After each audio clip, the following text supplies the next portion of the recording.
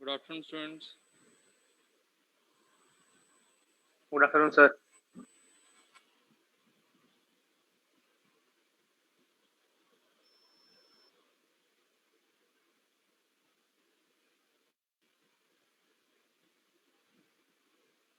Last class में हमने क्या डिस्कस किया था, कोई एक बार बताएगा मुझे?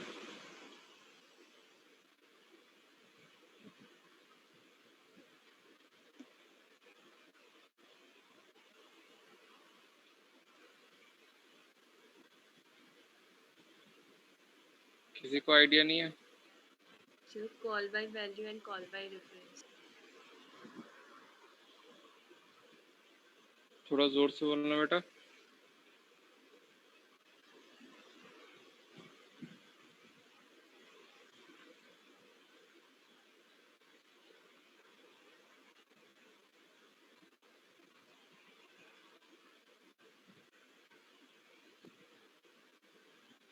Sir, call by value and call by reference बता रहे थे आप। कॉल बाय वैल्यू और कॉल बाय रेफरेंस पढ़ा था हमने लास्ट क्लास में।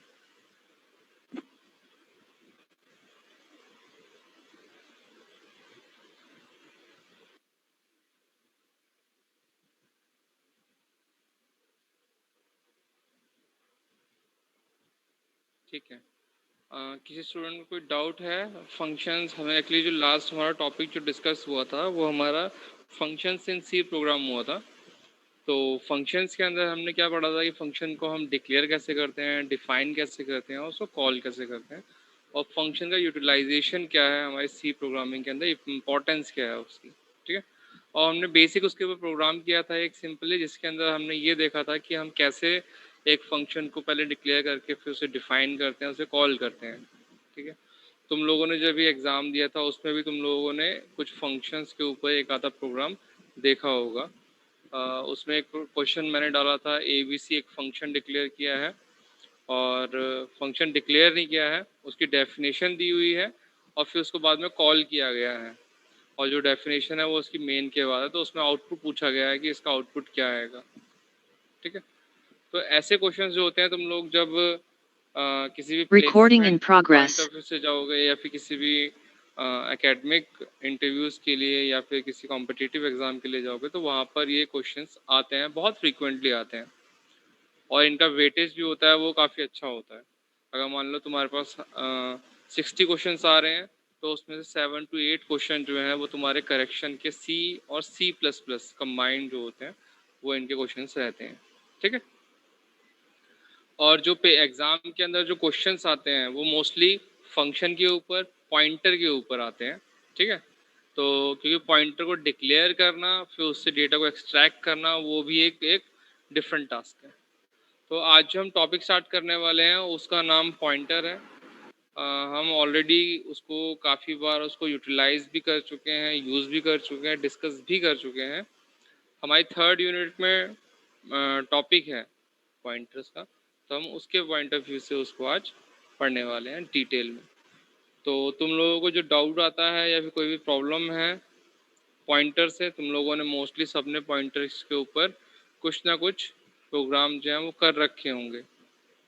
तो कोशिश करो अपनी प्रॉब्लम्स जो हैं वो लेकर आओ, ताकि हम उसको साथ के साथ क्लियर कर सकें। और मेन मोटिव क्या है उसके अंदर, पॉइंटर का एडवांटेज क्या होगा, तुम लोग कुछ प्रॉब्लम्स तो ऐसी होती है जो मेरी नज़र में नहीं आती, तुम लोग खुद बता देते हो, तो वो मुझे कुछ ज़्यादा इंटरेक्टिव लगता है कि ज़रूरी नहीं है सारे पॉइंट्स, अगर क्योंकि इसमें कुछ ऐसी मिस्टेक्स होते हैं बहुत माइन्यूट होती है, मैं सिंटैक्स चेक कर सकता हूँ उसका, बट कहीं पर क्या चीज़ें रह जाती हैं तो उसका मुझे भी फ़ायदा होता है अगर तुम देखा जाए तो एक तरह से।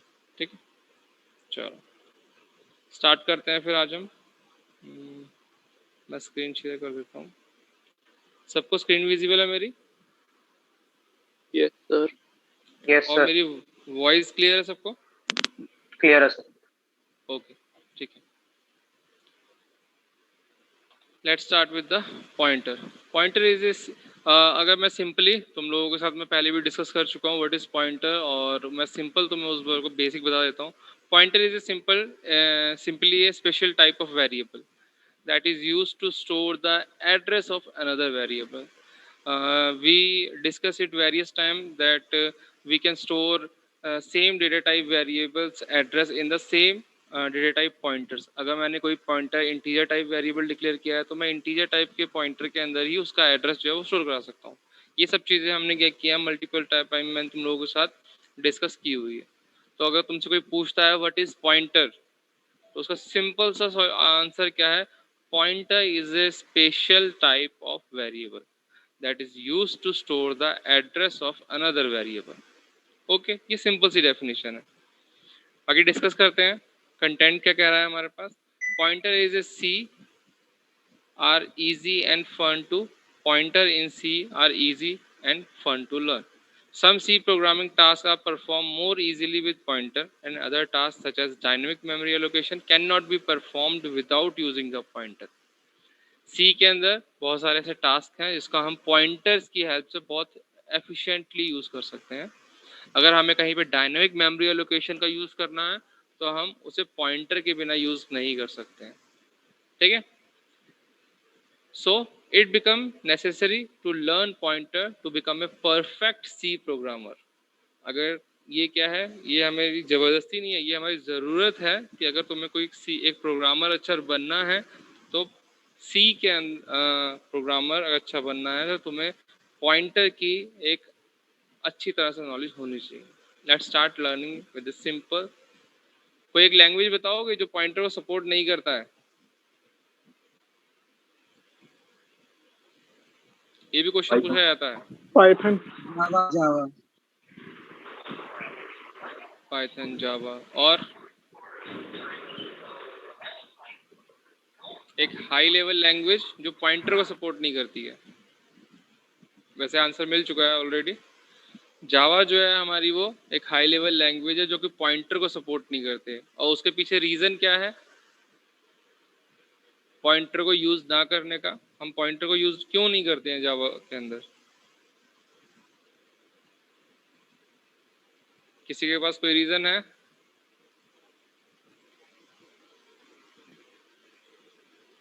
इसका सिंपल सी रीज़न है सिक्योरिटी. अगर किसी प्रोग्रामिंग के अंदर पॉइंटर का यूज़ हो रहा है तो हम उसको कंट्रोल वे के अंदर अपने प्रोग्राम को मैनेज नहीं कर सकते हैं. पॉइंटर का मीनिंग क्या है, हम कहीं पे भी अगर हमारे पास एड्रेस है हम जंप कर सकते हैं. तो सिक्योरिटी जो है वहाँ पे कॉम्प्रोमाइज़ होती है. ठीक है. सिक्योरिटी के पॉइंट ऑफ व्यू से पॉइंटर का यूज़ जावा में नहीं किया जाता है. ठीक है. नेक्स्ट आगे पढ़ते हैं. As we know every variable in C in memory location and every memory location has its address defined which can be accessed using ampersand. हम जानते हैं ये कि जो भी वेरिएबल्स होता है मेमोरी लोकेशन पे और हर मेमोरी लोकेशन के ऊपर हर वेरिएबल का एक मेमोरी लोकेशन होती है, उसके एक वेरिएबल की एक वैल्यू होती है. और जो मेमोरी लोकेशन है उसको हम एम्परसेंड जिसको हम एड्रेस ऑपरेटर भी बोलते हैं उसकी हेल्प से हम क्या कर सकते हैं एक्सेस कर सकते हैं. जैसे कि मैंने तुम लोगों को पहले भी लास्ट क्लास में भी एक बार डिस्कस किया था. अगर मैंने कोई एक वेरिएबल डिक्लेयर किया है इंट ए क्या है मेरा उस वेरिएबल का नेम है, 15 क्या है उस वेरिएबल का एड्रेस है सॉरी वैल्यू है और address of A is equal to 1002. ये क्या है एड्रेस है मेरा इस लोकेशन का. क्लियर है. तो यहाँ पे तीन चीज़ें हैं, एक वेरिएबल का डेटा टाइप है, एक वेरिएबल का नेम है जिसको हम यूज़ करते हैं और एक वेरिएबल की वैल्यू है और एक एड्रेस है. अगर मुझे कहीं पे भी 15 वैल्यू लेनी है तो मैं डायरेक्ट ए को पास करता हूँ. बट अगर मुझे उसका एड्रेस पास करना है तो मैं उसके लिए क्या करता हूँ, उसके लिए मैं एम्परसेंड ए का यूज़ करता हूँ. तो एम्परसेंड ए जो है वो आउटपुट में क्या प्रोवाइड करेगी 1002 जो मेरा एड्रेस है उस वेरिएबल का. क्लियर है. इस चीज़ में तुम लोगों को कन्फ्यूजन नहीं होनी चाहिए क्योंकि हम इसको बहुत बार डिस्कस कर चुके हैं.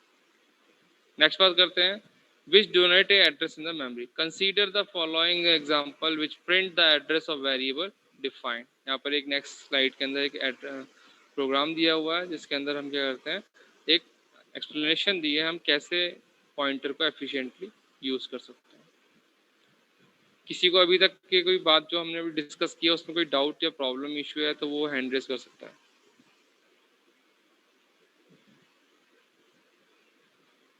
किसी को इशू नहीं. Okay. Let's start with the program. In this program, first of all, we start with the header file hash include studio.h. After that, we declare a main. Main is the main function. As we know that in a program, we have at least one function, that is main. The execution of program start from the main. In the very first line, we declare a variable with integer type data type with the name is var1, and another variable character type var2, in which we also define a size, that means it is a array. हमने यहाँ पे क्या किया है, array declare किया है character type की. अगर हमें कोई भी स्ट्रिंग यूजर से इनपुट करनी है, अगर मैं मान लो कैर var2 लिख देता हूँ, तो वो सिंगल एक अल्फ़ाबेट जो है, सिंगल एक अल्फ़ाबेटिक लेटर को इनपुट लेगा. बट अगर मुझे कोई स्ट्रिंग, कोई नेम है, कोई लोकेशन है या एड्रेस स्टोर कराना है, तो मुझे इसके लिए क्या करना पड़ेगा, स्ट्रिंग इनपुट लेना पड़ेगा. स्ट्रिंग इनपुट के लिए मुझे क्या करना पड़ेगा, एक एरे डिक्लेयर करने की कैरेक्टर टाइप. तो नेक्स्ट क्या है इसमें, we declare a character type array with name var2 and size 10. After that we print the statement address of var1 variable, scope defined here %x and var1. यहाँ पर हमने क्या किया है, var1 का एड्रेस प्रिंट कराया है. ठीक है, अब यहाँ पे वेरिएबल डिक्लेयर किया है, इसके अंदर कुछ इनपुट नहीं करवाया है मैंने, नथिंग. इसमें कुछ भी इनपुट नहीं है मेरे पास, जस्ट क्या है, एक वेरिएबल डिक्लेयर किया है. तो इसने क्या किया है, एंड var1 एंड var2. ये क्या किया है, स्कोप क्या डिफाइन किया है, एक्स एंड एक्स. हमने लास्ट टाइम जो हमने डिस्कस किया था पॉइंटर के पॉइंट ऑफ व्यू से, तो हमने वहाँ पे %p का %ul का यूज़ किया था पॉइंटर को प्रिंट कराने के लिए. यहाँ पर क्या है, हमने %x का यूज़ किया है. ये क्या है, स्कोप डिफाइन कर रहे हैं पॉइंटर के पॉइंट ऑफ व्यू से. var1 और var2 और रिटर्न 0. अगर मैं यहाँ पर रिटर्न 0 क्यों आ रहा है, क्योंकि यहाँ पे मैंने इंटीजर टाइप का मेन डिक्लेयर किया है. After that we have a output address of var1 variable is this. It's A, ये किस फॉर्मेट के अंदर इसका आउटपुट है, कोई बताएगा मुझे.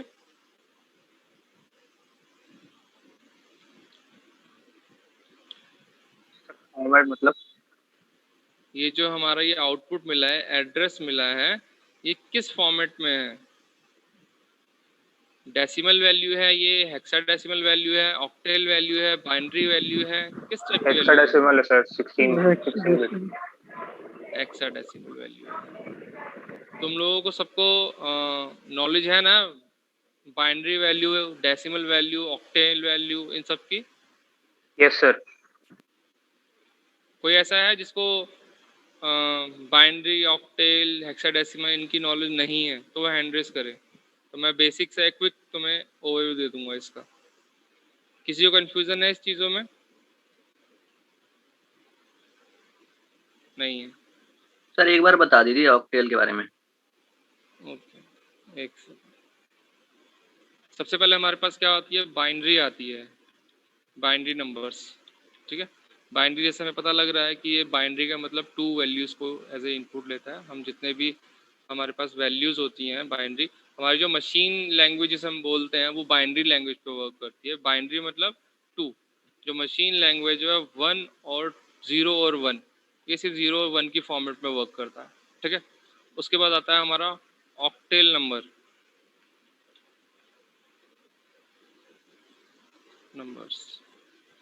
इनकी रेंज क्या होती है, इनकी रेंज होती है 0, 1, 1, 2, 3 सो ऑन, और ये कहाँ तक जाती है, 7 तक.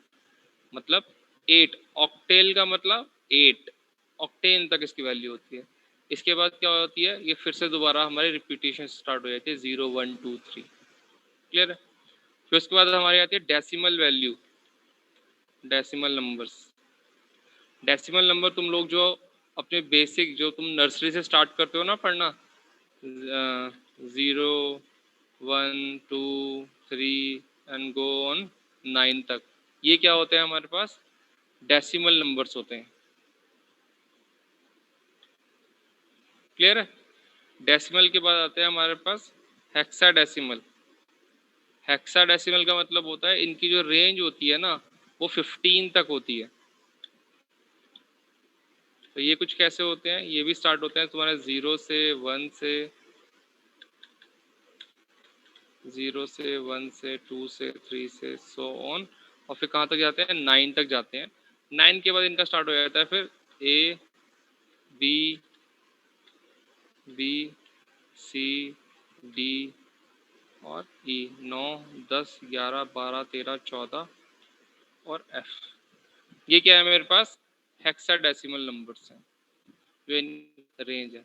इनकी कन्वर्जन होती है, तुम किसी भी एक नंबर को दूसरे नंबर के अंदर कन्वर्ट कर सकते हो। इसके लिए हम, अगर मुझे बाइनरी से डेसिमल में कन्वर्ट करना है या फिर डेसिमल से बाइनरी में कन्वर्ट करना है, तो जस्ट मुझे करना क्या है, उसके बेस नंबर से उसे मल्टीप्लाई कर देना है। फॉर एग्जांपल यहाँ पे मेरे पास डेसिमल नंबर है, डेसिमल नंबर क्या है मेरे पास, 8 डेसिमल नंबर है। 8 को बाइनरी में हम कैसे डिक्लेयर करेंगे, कोई बताएगा मुझे? अगर मेरे पास 1000 होती है 8 सर वैल्यू, 8 क्या होती है, 1000। 8 की अगर मुझे बाइनरी वैल्यू है तो मुझे आउटपुट मिल रहा है 1000। तो इसकी क्या है, 0 1 2 3 2 2 4 4 2 8, ठीक है, वेरी गुड। तो ये क्या है, 8 की जो बाइनरी नंबर वैल्यू क्या हो जाएगी, 1000। तो इसको करने का तरीका क्या है, कोई बताएगा? हम कैसे कन्वर्ट करते हैं डेसिमल टू बाइनरी? सर पहले तो हम डेसिमल काट देते हैं, जैसे 1000 के बाद डेसिमल के बाद 0 होता, तो डेसिमल से अगर हम राइट टू लेफ्ट मूव करते हैं तो हम 2 की पावर 0 से शुरू करते हैं और उसके बाद फिर 2 की पावर 1 2 की पावर 2 इंक्रीमेंट करते चले जाते हैं। और यही अगर हम डेसिमल से लेफ्ट राइट मूव कर रहे होते हैं तो वहाँ 2 की पावर तो रहती है, इंक्रीमेंट होती है बट नेगेटिव में होती है। फिर उसके बाद अब जैसे यहाँ पे 0 लिखा है तो 0 इंटू 2 की पावर 0 प्लस फिर नेक्स्ट डेट मूव करेंगे राइट टू लेफ्ट में, फिर नेक्स्ट जो डेट है वो भी 0 है तो 0 इंटू 2 की पावर 1, ऐसा करते करते सर निकाल लेते हैं। गुड। किसी को इसमें कोई डाउट है डेसिमल टू बाइनरी कन्वर्जन के लिए? एक सिंपल सा तरीका और भी होता है, हम सिंपल सा एलसीएम कर देना है इसका। मान लो मेरे पास एलसीएम करना सबको आता होगा, ये मान लो मेरे पास 8 है, मैं इसका एलसीएम करता हूँ अगर, तो कैसे करते हैं इसमें, ये 2 है तो इसको अगर मैं क्या कर दूँ, यहाँ पे अगर मैं 8 लेता हूँ तो इसको अगर डिवाइड करता हूँ तो यहाँ पे क्या आता है, 0 आता है। फिर इसको इससे 2 से करता हूँ तो यहाँ पर क्या आता है, 4 आ जाता है। तो फिर से इसको करता हूँ तो मेरे पास क्या आ जाता है, 0 आ जाएगा, ठीक है। और फिर इसको दोबारा 2 से करूँगा तो क्या आ जाएगा, यहाँ पर मेरा 2 आ जाएगा और फिर ये क्या आ जाएगा, 0 आ जाएगा। इसके फॉर्मेटिंग पे मज़ा आना, क्योंकि मुझे अभी जो मेरे वर्ड्स जो मुझे मिल रहे हैं ना वो यही मिल रहे हैं। 2 बन जा 2 लास्ट के अंदर, और वो क्या आ जाएगा लास्ट में 1 आ जाएगा कुछ डेसिमल में। तो ये सिंपल सा एलसीएम है, तुम देखो तो क्या हो रहा है यहाँ पे, 2 4 जा 8, तो रिमाइंडर क्या है 0, 2 2 जा 4, रिमाइंडर 0, 2 1 जा 2, रिमाइंडर 0, और 1 जो है लास्ट में डेसिमल लगा। और इसको हम कन्वर्जन कैसे करते हैं, बॉटम टू अप, नीचे से ऊपर की तरफ, तो 1 0 0। तो ये क्या है, मेरा एक कन्वर्जन है बाइनरी टू डेसिमल। अब बाइनरी के अंदर जब कन्वर्ट करना होता है तो हम उसे 2 से क्या बोलते हैं, उसे एलसीएम करते हैं। अगर मुझे किसी ऑक्टेल को, अगर मुझे किससे वो करना है, ऑक्टेल में कन्वर्ट करना है तो मुझे यहाँ पे 8 से मल्टीप्लाई करूँगा, ठीक है।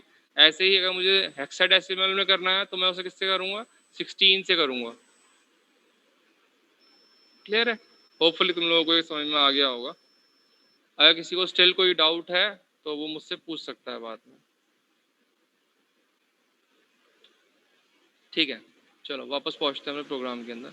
तो ये जो नंबर कौन सा सिस्टम है, ये हेक्साडेसिमल नंबर है। हेक्साडेसिमल कैसे है, ये BFF लिखा हुआ है। तो ये जो नंबर फॉर्मेट किस में आता है, जैसे तुमने अभी यहाँ पे भी देखा, सिर्फ ये ही हेक्साडेसिमल नंबर ही है जिसके अंदर अल्फ़ाबेटिक टर्म्स का यूज़ होता है, ठीक है।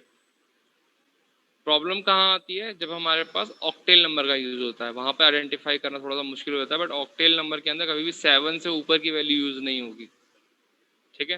तो और बाइनरी के अंदर 0 और 1 में हमें पता लग ही जाता है। जैसे हमने यहाँ पे क्या देखा, यहाँ पे क्या है 1 0 0 0, तो ये क्या है, एक बाइनरी नंबर है, तो ये हमारे को आसान होता है। ये क्या है कि हमने क्या किया, यहाँ पे वेरिएबल डिक्लेयर किया और उनके वैल्यू एड्रेसेस को क्या कर लिया, प्रिंट करा लिया। तो ये मेरे पास क्या है, एक आउटपुट वैल्यू आ गई, ये क्या एड्रेस प्रोवाइड कर रही है। ठीक है, चलो नेक्स्ट बात करते हैं, व्हाट इज पॉइंटर। पॉइंटर होता क्या है, pointer is a variable whose value is the address of another variable as we discuss earlier. Pointer is a special type, मैं हमेशा क्या बोलता हूँ, pointer is a special type variable whose value is the address of another variable. Direct address of the memory location, like any variable or constant, you must declare a pointer before use it to store any variable address. अगर तुम्हें किसी भी variable का या constant का direct address store करना है तो उसके लिए तुम्हें पहले अपना एक पॉइंटर टाइप वेरिएबल जो है वो डिक्लेयर करना पड़ेगा, तभी तुम उसको क्या कर सकते हो, एफिशिएंटली उसको यूटिलाइज कर सकते हो। The general form of the pointer variable declaration is this. ये नीचे एक सिंटेक्स दे रखा है, सिंटेक्स क्या है, डेटा टाइप है, उसके बाद एस्ट्रिक्ट का साइन हम यूज करते हैं, स्टार भी बोल सकते हैं, एस्ट्रिक्ट भी बोल सकते हैं, और उसके बाद में वेरिएबल का name, for example int, integer में डेटा टाइप हो गया है, एस्ट्रिक्ट, और उसके बाद मैंने क्या नेम दे दिया है यहाँ पर, फर्स्ट सेमीकोलन। तो ये क्या है, मेरे पास एक इंटीजर टाइप पॉइंटर डिक्लेयर कर दिया है। तुम लोगों को मैं पहले भी बताया, मैं फिर से रिपीट कर देता हूँ, यहाँ पे इंटीजर टाइप है, तो ये इंटीजर टाइप जो पॉइंटर है वो इंटीजर टाइप के वेरिएबल का जो एड्रेस है वो स्टोर कर सकता है। अगर मैं यहाँ पे कैर डिक्लेयर कर रहा हूँ, कैर एस्ट्रिक्ट सी, तो ये क्या है, कैरेक्टर टाइप के वेरिएबल का ही एड्रेस स्टोर कर सकता है। वैसे ही फ्लोट टाइप डिक्लेयर कर रहा हूँ मैं, फ्लोट एस्ट्रिक्ट डी, तो मैं इसमें फ्लोट टाइप वेरिएबल का एड्रेस स्टोर कर सकता हूँ। बट इसका रीज़न क्या है फ्लोट टाइप के वेरिएबल के एड्रेस स्टोर करने का, कोई बताएगा मुझे कि ये पॉइंटर का जो एड्रेस है वो वेरिएबल जो डेटा टाइप डिपेंडेंट क्यों है?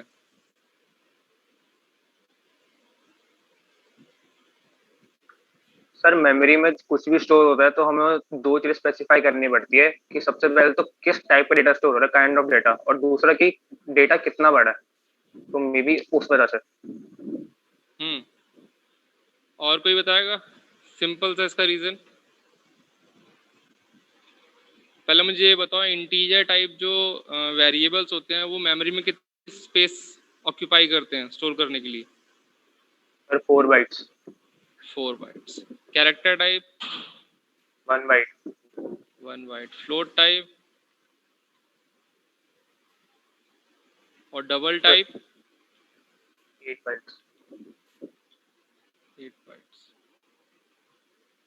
अगर मान लो मैंने कोई एड्रेस स्टोर किया, वो 4 बाइट लोकेशन ले रहा है, 4 बाइट का एड्रेस स्पेस ले रहा है, तो अगर मैं उसमें कैरेक्टर टाइप वेरिएबल के अंदर फ्लोट टाइप और इंटीजर टाइप स्टोर करना चाहूँगा तो वो पॉसिबल होगा?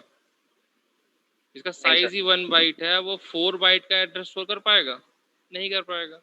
तो इसलिए जब भी मुझे कोई वेरिएबल डिक्लेयर करना है, उसके अंदर अगर मुझे वेरिएबल का पॉइंटर का एड्रेस स्टोर करना है, तो वो सेम डेटा टाइप का यूज़ करते हैं। क्यों? क्योंकि उसका जो एड्रेस स्पेस जो वो यूज़ करने वाला है वो सफिशिएंट नहीं होगा अगर मैं कोई दूसरा वेरिएबल का डेटा टाइप में यूज़ करूँगा।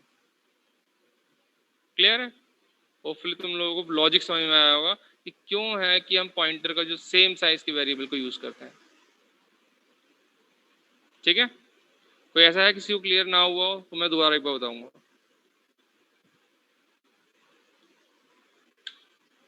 चलो ठीक है, सबको आ गया है मतलब। नेक्स्ट चलते हैं। Here type is the sir pointer. Sir float भी 4 बाइट का नहीं होता? फ्लोट कहाँ है? मैंने 8 लिख दिया क्या? हाँ 4 बाइट का होगा तुम्हारा। फ्लोट तुम्हारा 4 बाइट का होता है। इंटीजर जो होता है वो कहीं पे तुम्हारा 2 बाइट का भी होता है, 2 और 4 बाइट का होता है। ठीक है, कैरेक्टर 1 बाइट का होता है, फ्लोट 4 बाइट का होता है, और जो तुम्हारा लॉन्ग इंट होता है वो कितने बाइट का होता है? 8 बाइट्स। 8 बाइट। ठीक है, तो ये चीज़ें तुम लोगों को ध्यान रखना। नेक्स्ट बात करते हैं। तो ये कह रहा है, it must be valid C data type और variable name is the name of the pointer variable. इसके अंदर क्या कह रहा है वो, एक पॉइंटर बेस्ड टाइप का जो टाइप ऑफ पॉइंटर बेस है वो जो है it must be valid data type and variable name is a name of the pointer variable. Asterisk used to declare a pointer is the same asterisk used for the multiplication. जो हम asterisk का sign use करते हैं वो same sign है जो हम multiplication के लिए यूज करते हैं. However, in this statement the asterisk is being used to designate a variable as a pointer. जबकि इस स्टेटमेंट के अंदर जब हम asterisk का यूज करते हैं तो उसकी जो फंक्शनैलिटी है वो वर्क करती है as a declaring as a pointer. As we took some of the valid pointer declaration, हमने कुछ valid pointer declaration लिए हैं जिसमें क्या है int asterisk IP. इसमें वही है different data type के साथ में pointer declare किए हैं और उन्होंने point किए हैं pointer to a integer data type variable, pointer to double, pointer to float and pointer to character जो अभी हमने अभी last slide के अंदर discuss किया था. Clear है? Next बात करते हैं.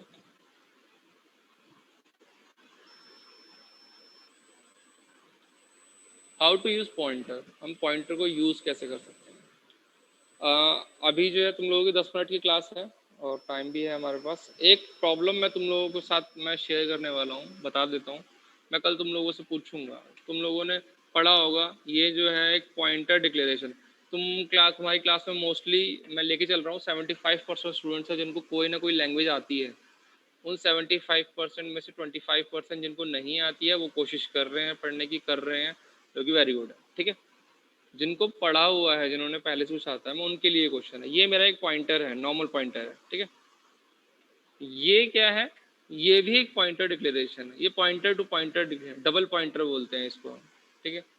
तो कल मुझे क्लास स्टार्ट करता हूँ, तो अगर कल हमारी क्लास होती है तो, या फिर मंडे जब भी हमारी क्लास होती है, मैं तुम लोगों से इसका मीनिंग समझना चाहता हूँ. इस पॉइंटर डिक्लेरेशन का और इस डबल पॉइंटर डिक्लेरेशन का डिफरेंस क्या होता है. क्लियर? अगर तुम लोग बताओगे तो गुड, अदरवाइज मैं तो डिस्कस करूंगा ही. बट मैं चाहता हूँ ये मेरी तरफ से तुम लोगों के लिए होमवर्क है. एक छोटा सा एग्जाम्पल लेके रखना अपने पास कि हम डबल पॉइंटर को कैसे यूटिलाइज करते हैं. क्लियर है? कोई इनिशिएटिव लेगा, कोई करेगा इसको एक्सप्लेन नेक्स्ट क्लास में? हाँ सर, मैं करूँगा हर्षित. हैंड रेज करो एक बार ताकि मैं नाम देख सकूं. Taksh, Dhriti. Okay. Taksh, Dhriti, Abhinav, Harshit Gupta. Okay, very good. तो ये जो स्टूडेंट्स हैं ये नेक्स्ट क्लास के अंदर एक इनिशिएटिव है तुम लोगों की तरफ से भी. कुछ ज़्यादा बहुत बड़ी चीज़ नहीं है, ये छोटा सा एग्जांपल. इसमें तुम्हें जैसे ये बताना है इसको यूज़ कैसे करना है इसको. क्योंकि मैंने अभी कल जब मैं इस पॉइंट को तुम लोगों के लिए स्लाइड देख रहा था तो मुझे वहाँ पे दिखा ये और मुझे बड़ा इंटरेस्टिंग सा लगा, इसको पढ़ाने में मज़ा आएगा. तो फिर मुझे लगा हो सकता है तुम लोग खुद से तुम लोगों को मैं एक चीज़ बताता हूँ. अगर मैं तुम लोगों को कुछ बता रहा हूँ, तुम लोग पढ़ रहे हो, सुन रहे हो, उसको समझ रहे हो, वो एक चीज़ है. सुन के समझना आसान हो, बट आती है मेरे पास कोई प्रॉब्लम शेयर करते हो तो मैं कोशिश करता हूँ कि मैं जिस तुम्हें एक इनिशिएटिव दूँ कि उसको स्टार्ट कैसे करना है. मैं उसको कभी कंप्लीट तुम्हें आउटपुट नहीं दूंगा, बहुत रेयर केस में दूंगा, बट मैं नहीं देता हूँ. रीजन बीइंग, जब तुम किसी प्रॉब्लम के साथ टाइम स्पेंड करो ना, जितना तुम टाइम स्पेंड करोगे उतने अच्छे से वो कॉन्सेप्ट जो है तुम लोगों को समझ में आता है. मैंने लास्ट टाइम भी एक एग्जांपल लिया था, वो एग्जांपल मैं तुम लोगों को फिर से रिपीट करता हूँ.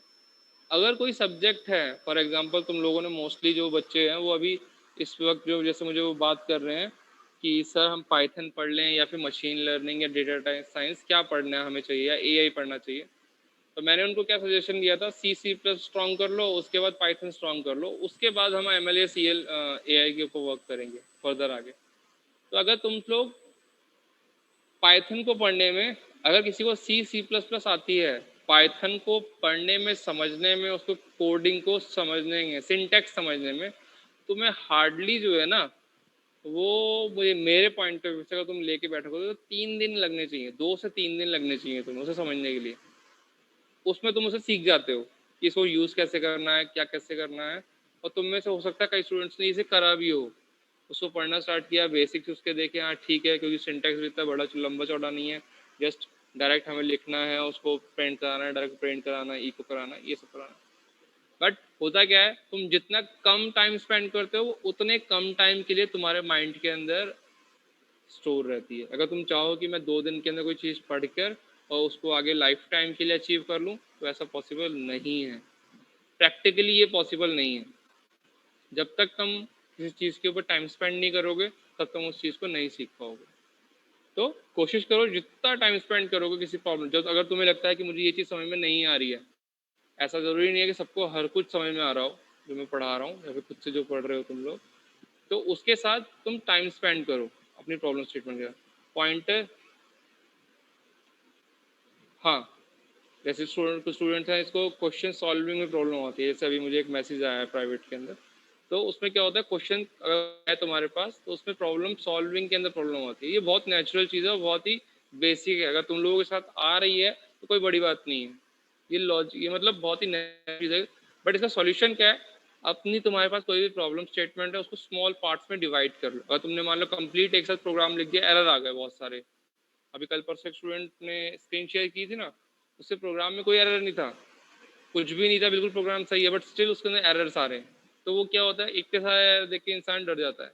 तो उसका सॉल्यूशन क्या है, अपनी प्रॉब्लम स्टेटमेंट को एक स्मॉल पार्ट्स में डिवाइड कर लो। अगर उसके अंदर कुछ ऐसी स्टेटमेंट्स है यूजर से इनपुट ले रहे हो और फिर उसको प्रोसेस कर रहे हो, तो जहाँ पर भी तुम कोई प्रोसेस कर रहे हो ना, उसको तुरंत उसका आउटपुट प्रिंट करा के देख लो। तो वो जो छोटी सी प्रोसेसिंग होगी ना, उसको जब तुम प्रिंट कराओगे तो तुम्हें समझ में आ जाएगा कि ये प्रॉब्लम स्टेटमेंट जितना अभी यहाँ तक का जो मेरे कोड है वो सही चल रहा है। उसके नेक्स्ट फर्दर स्मॉल स्टेप लो, 2-4 स्टेप्स को एग्जीक्यूट करो, उसको प्रिंट करा के देख लो, क्योंकि तुम्हें अपना अल्टीमेट आउटपुट पता है तुम्हें क्या चाहिए। तो उसको स्मॉल स्टेप्स के अंदर डिवाइड करके उसका आउटपुट लो, तो वो तुम्हारी एक बेनिफिशियल अप्रोच हो सकती है। क्लियर है? तो इस अप्रोच के साथ जो है इसको पढ़ने का स्टार्ट करेंगे। तुम लोगों की टाइम हो गया है, मैं तुम लोगों के साथ अटेंडेंस शीट शेयर कर देता हूँ। तुम्हारी नेक्स्ट क्लास के लिए मैम आ गई हैं, तो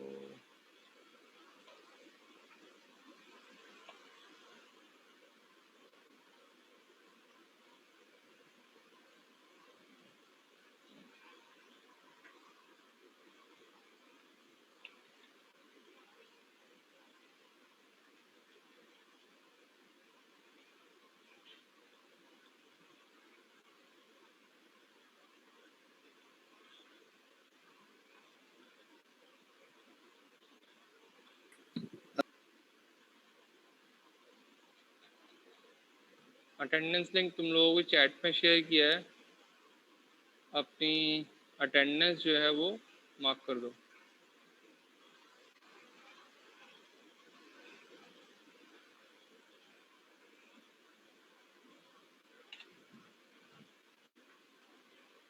धृति अपना एनरोलमेंट नंबर मेंशन करो, क्या है? मिल गया। नेक्स्ट क्लास में हम इसी स्लाइड से कंटिन्यू करेंगे अपना, ठीक है?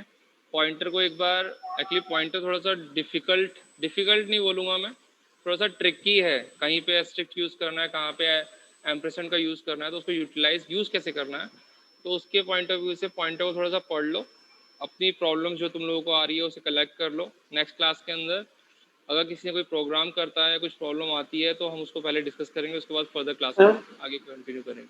हाँ सर 026 अटेंडेंस मार्क कर दो। 026 हाँ Harsh ji. Gupta, yes sir. Okay. Sir मेरे भी 053 sir 053 53 Pankaj Joshi. Yes sir. Pankaj first मेरे भी टाइम आ रहे हो चेक क्लास में? 032 क्या सर? क्या बोल, पंकज फर्स्ट टाइम आए हो क्लास में? नहीं सर, असल में मेरी तबीयत खराब थी, मैं इसलिए सर 2 क्लास से आ नहीं पाया था। अच्छा ठीक है। हाँ, और कोई स्टूडेंट कौन नेक्स्ट बोल रहा था अभी कुछ? Sir 032 Kumar Jha. 032 Jay Kumar, okay. Thank you sir. 31 कितने स्टूडेंट प्रेजेंट हैं अभी? सबकी हो गई अटेंडेंस?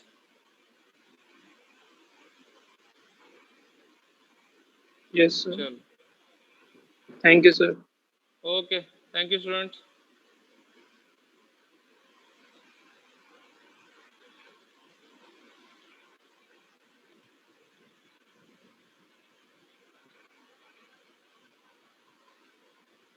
Hello sir.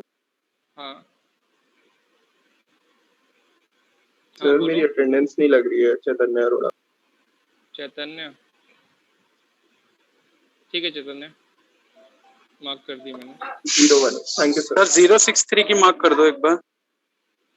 063 कौन है? सर रजत। 63, ओके ठीक है अजय। सर हाँ सर एक डाउट था मेरे को। बिल्कुल डाउट लिया जाएगा, बट अभी जो है टाइम तुम्हारा हो गया है, नेक्स्ट फैकल्टी आ गई है। हाँ मुझे बता दो क्या प्रॉब्लम है, बताओ।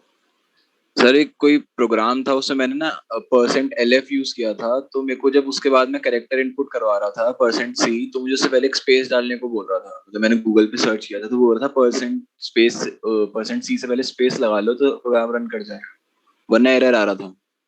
%C या फिर C और परसेंट के बीच में स्पेस? सर वो स्क्रीन शेयर करके दिखाता हूँ आपको अगर है टाइम तो।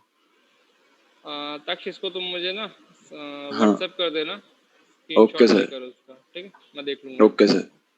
वैसे ही जो %D से पहले जब हम स्पेसिंग वगैरह करते हैं ना, वो हम्म डेसिमल वैल्यूज को मैनेज करने के लिए करते हैं हम। हम्म जैसे कि स्पेस अगर दिया है कहीं पे, या फिर हम .1 2 3 यूज करते हैं, डेसिमल के बाद कितनी डिजिट्स हमें शो करनी है, उसके लिए हम इनको यूज करते हैं, ठीक है। Okay sir. सर मैं भेजता हूँ। हाँ चलो okay, thank you everyone. Record